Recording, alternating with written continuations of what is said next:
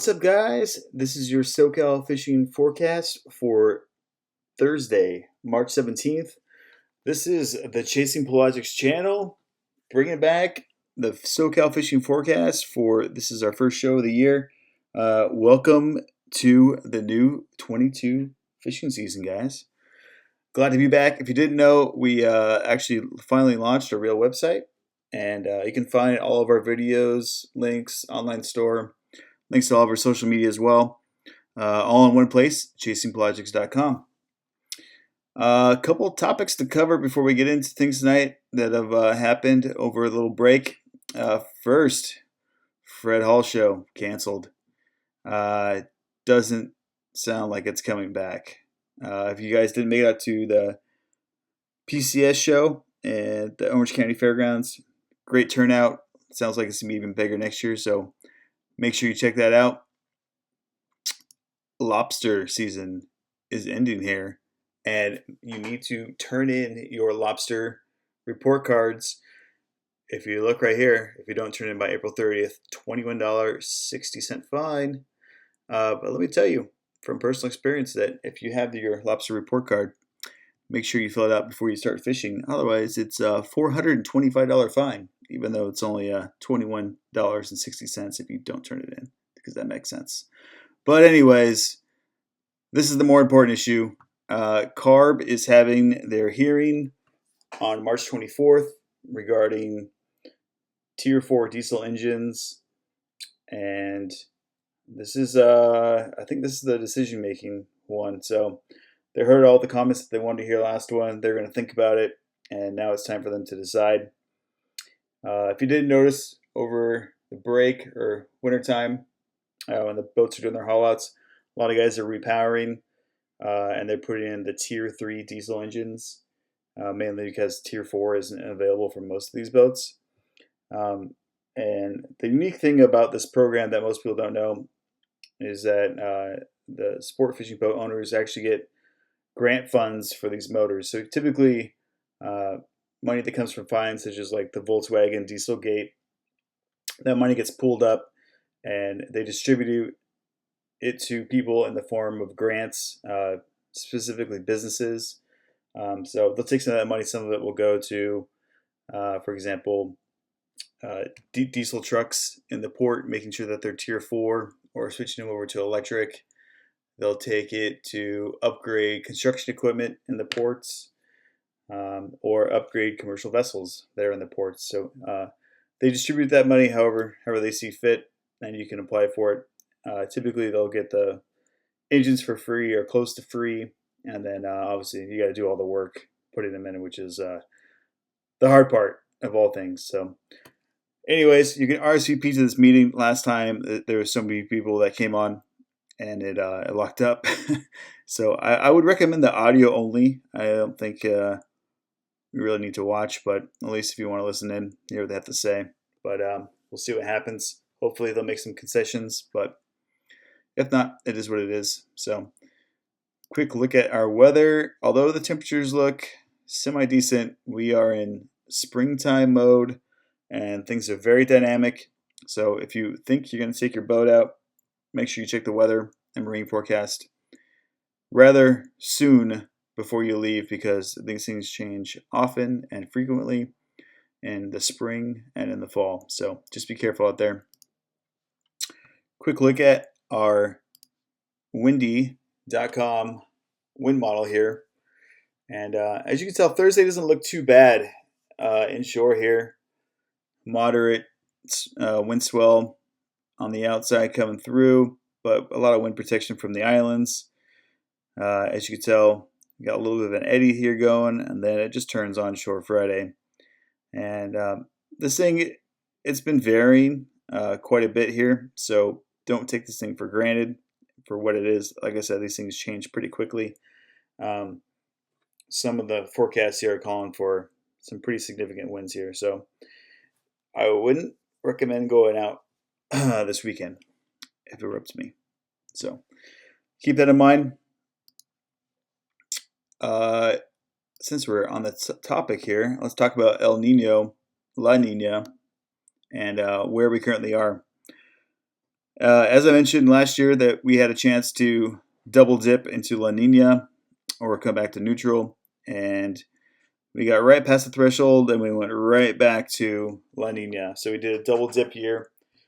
And typically, historically looking, after these double dips, we go back to neutral or, start fade into an El Nino. It's way too early to tell. It looks like we're going to have a cooler water again this summer, which it should be pretty much exactly like last year for the most part. The only thing that I think might be a little bit different is I think you're going to see a little bit more sea bass action with the cooler waters. The squid fishing this winter commercially was really good. And it seems like we're starting to get a couple of squid beds here on the coastal waters, not just at the islands. So I think there's hope that we could have some coastal sea bass fishing again. I'm starting to see a little bit of signs, but we'll talk about that. But that's where we're at as far as where I think this year is going. Let's check out the current marine forecast. As I said, it's looking nasty. So don't be too excited about what's going on this weekend. And speaking of water temps, let's take a quick look at what we got going on here. This is the 8-day. It kind of gives you a trend here. And you're going to see this little temp break here working here that's kind of shown up on the 8-day. And that's probably going to be the biggest topic of discussion. Here's the 3-day chart. You can see that things are starting to warm up over the last couple of days with the sun being out and the water temps getting up here. It's showing 62 and right along the ridge here. So one day, unfortunately, this morning's fog was not too helpful along here, but you can see the pattern that we're definitely starting to warm up here. But this upcoming wind this weekend has got a good chance of knocking it right back down, but the days are getting longer. So hopefully our water temps start coming back. Chlorophyll, this is the 3-day. Actually, let's look at the 8-day. That's going to help us a little bit more here. This is actually a lot cleaner than what it looks here, but the ones you should really be concerned about are these hard edges along here.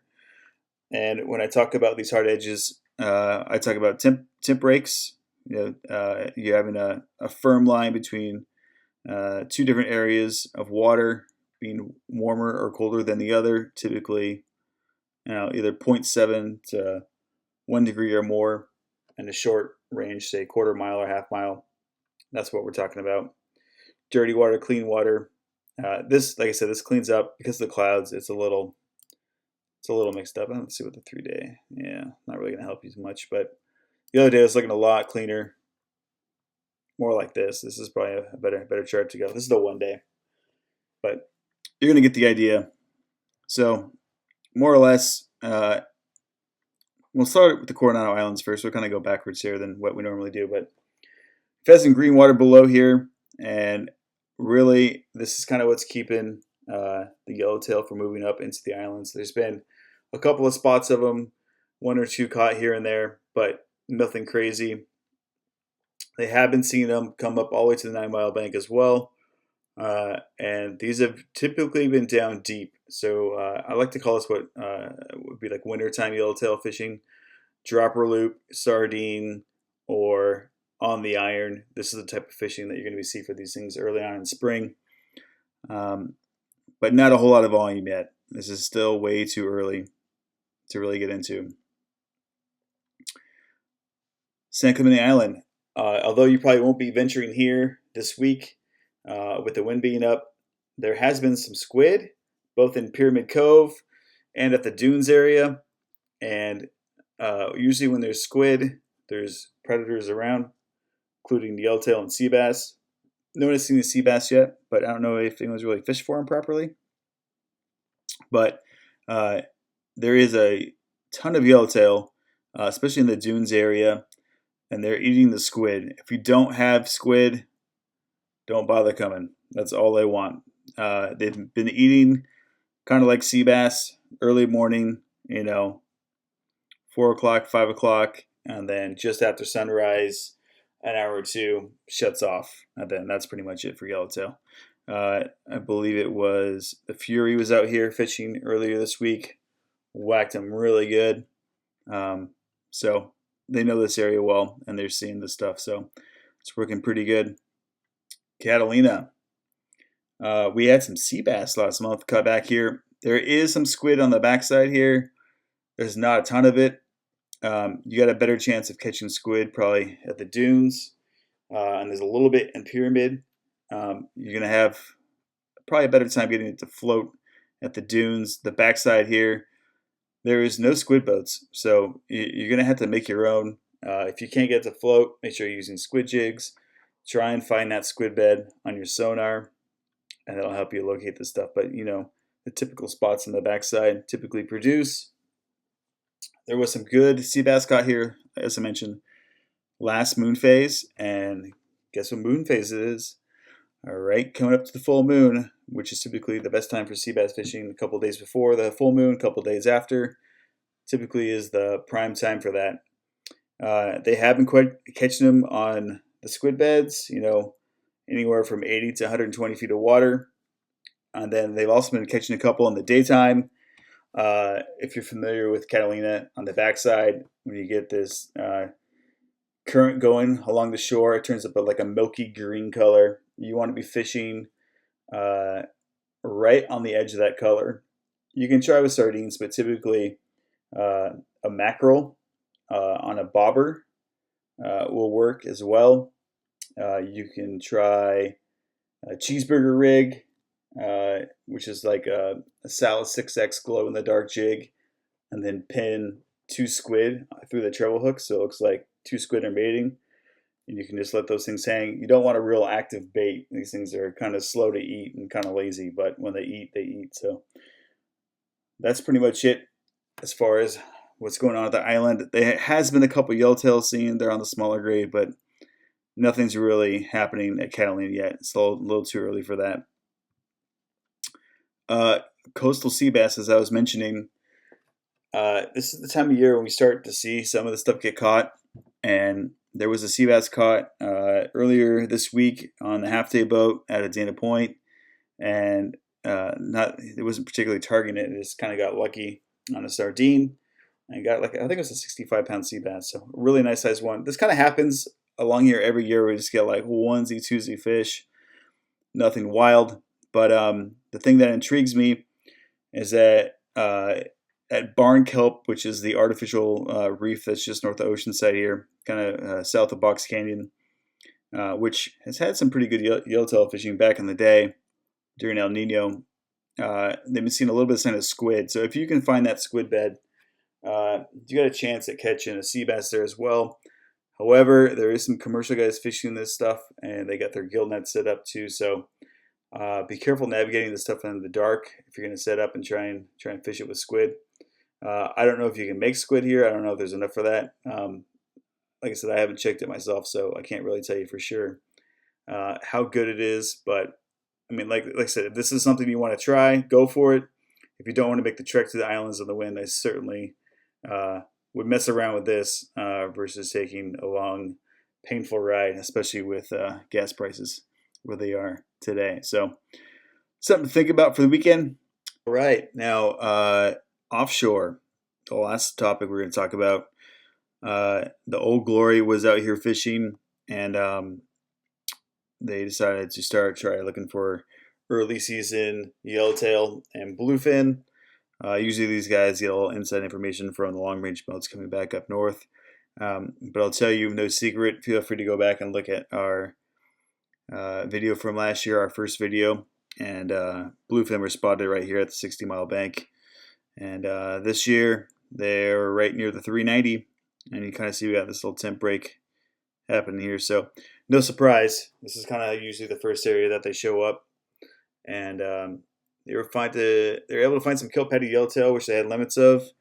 They weren't huge, that smaller stuff, 8 to 12 pounds, a couple big ones here. Bigger than that, a couple smaller ones, smaller than that also. There was, however, one 150-pound bluefin or so that was caught in the middle of the yellowtail mayhem on a sinker rig on 50-pound tests. So only one was caught and hooked, and obviously it took him a long time, being a pretty skilled angler on a 50-pound test to land the thing. Got her on the boat. But for the majority of people, catching that on a 50-pound test is going to end up being broke off 95% of the time, either with the wrong setup, wrong drag setting, or just the way that the fish gets hooked deep in the gut and just gets chafed off or broken off. So good sign that they're still here. I wouldn't expect a ton of it. They did see some of that smaller grade stuff up on top, bounce around a little bit. But again, it's really early in the season, and the stuff is usually really shy and hooked on that micro bait in the early season. So we'll see what happens. It is encouraging, and we'll keep an eye on it. But that's it, guys, for this week. We'll see you next week. Hopefully we get some more reports after this wind dies down, maybe Monday or Tuesday, and find out what happened to all these conditions versus chlorophyll and the water temps as well. So that's it. Cheers, guys.